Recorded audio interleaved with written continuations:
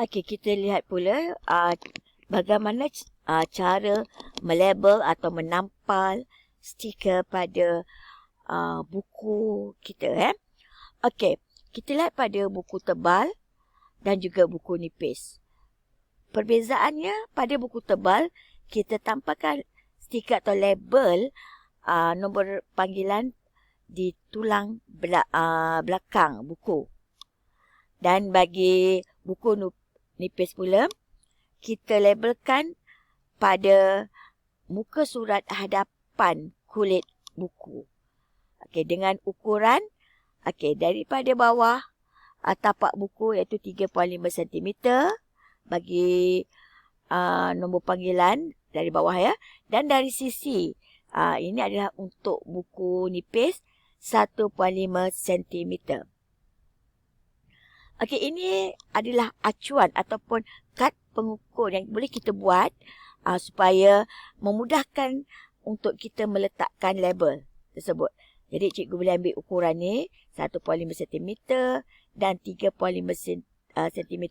Ataupun cikgu boleh buat 1 cm atau 3 cm. Ini terpulang kepada cikgu untuk membuat kad pengukur. Jadi kad pengukur ini boleh digunakan oleh jawatankuasa kita untuk meletakkan label supaya nampak sekata, selari. Tidak tinggi rendah tu terpapar ketidakseimbangan meletakkan label.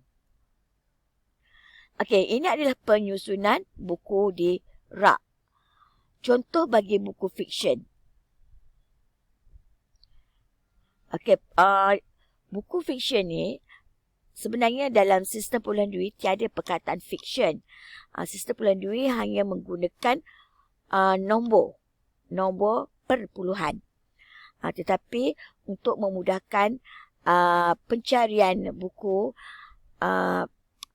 sekolah-sekolah biasanya meletakkan fiksyen untuk buku cerita. Contohnya fiksyen bahasa Inggeris letakkan FI, fiksyen bahasa Melayu FM, fiksyen bahasa Arab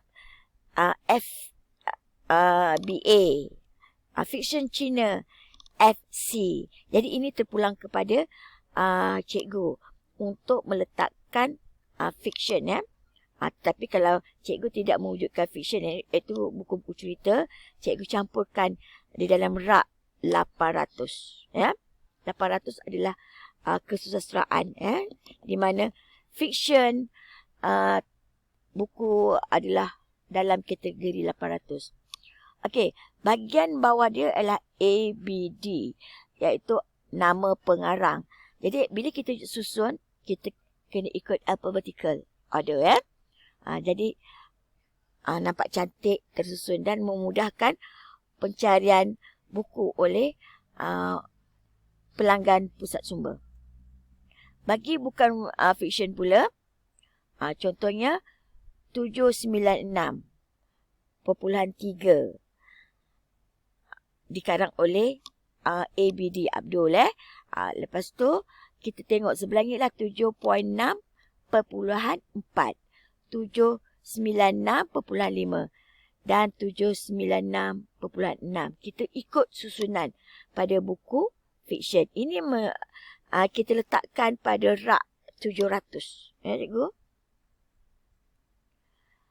Pemulihan buku. Saya pernah nyatakan dalam fail kuasa di mana buku perlu dipelihara dan dipulihkan.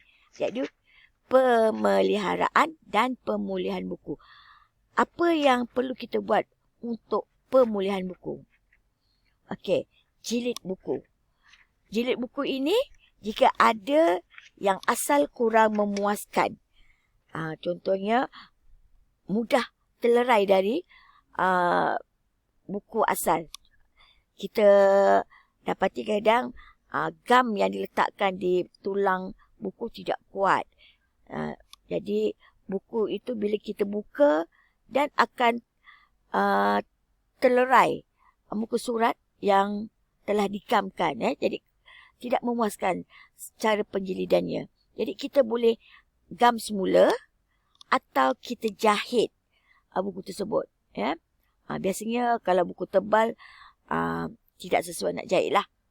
Biasa buku nipis kita akan jahit supaya pada tulang buku itu kuat.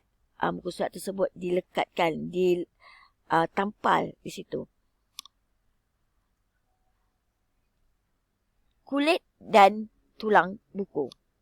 Okey, boleh dikukuhkan jika perlu. Jadi kalau misalnya kulit dan tulang buku tu tak berapa kuat, kita boleh gam semula. Cikgu. Ini kita boleh buat dalam aktiviti dengan pengawal pusat sumber. Dalam waktu koko. Ya. Jaket buku pula. Jaket buku boleh dibalut dengan plastik. Jadi, buku-buku boleh dibalut dengan plastik supaya buku tersebut dijaga, dikawal penggunaannya. Ya. Racun serangga. Seperti mana saya katakan tadi, racun serangga perlu kita sediakan supaya mengelakkan adanya anak-anak dan juga ulat buku yang terdapat di dalam buku. Bukan ulat buku peribahasa kata apa ni? Simpulan bahasa kata murid yang rajin baca buku, orang yang rajin baca buku adalah ulat buku. Ini ulat betul-betul cikgu ya. Ulat yang ada dalam buku. Kalau buku tu kita simpan lama, maka datanglah ulat-ulat ini berada di dalam buku untuk memakan kertas-kertas pada buku tersebut. Racun serangga biasa kita letakkan pada kulit dalam buku ya. Supaya apabila serangga yang nak datang kepada buku tersebut akan berbau busuk dengan racun dan dia akan menghindarkan diri mereka dari memakan kulit buku. Okey, ini adalah carta proses teknik. Cikgu perlu print dan tampal carta ini untuk dipamerkan dan disahkan oleh pentadbir. Jadi, sekurang-kurangnya pihak pentadbir tahu apakah yang cikgu jalankan, apa yang cikgu buat dalam pusat sumber. Cikgu diberikan masa yang sedikit, jadi dia nak tahu. Cikgu duduk situ tidur ke? Cikgu baca buku dan buat kerja lain ke? Jadi di sini bila kita tampal proses teknik carta aliran, jadi pihak pentadbir tahu apa tugasan yang kita buat sepanjang waktu yang dihaskan untuk pengurusan pusat sumber. Cikgu dah diberi masa, dikurangkan masa untuk mengajar. Jadi cikgu perlu menggunakan masa yang diberikan itu untuk membuat proses buku. Iaitu menentukan hak milik, hak milik, merekod, menyediakan kemudahan pengguna, menyediakan kad katalog, menyediakan dan menampal poket atau kocek, menyediakan kad pinjaman, menampal slip tarikh pulang, menentukan tempat letak bahan, tulis nombor panggilan, memilih bahan, membalut dan menyediakan kotak semur ubat serangga. Barulah cikgu edarkan ke rak-rak yang telah ditetapkan, iaitu rak bermula daripada 000 hinggalah ke rak 999, iaitu mengikut sistem perpuluhan dui. Dan kalau tempat cikgu ada rak rujukan, cikgu letakkan buku-buku tersebut di bahagian rak rujukan. Dan juga buku-buku fiksyen. Cikgu dah tentukan di mana lokasi buku-buku yang cikgu nak edarkan. Semoga dengan ilmu yang diperolehi, pusat sumber sekolah cikgu lebih bersistematik dan berinformasi dan mesra pengguna. Sekian, terima kasih.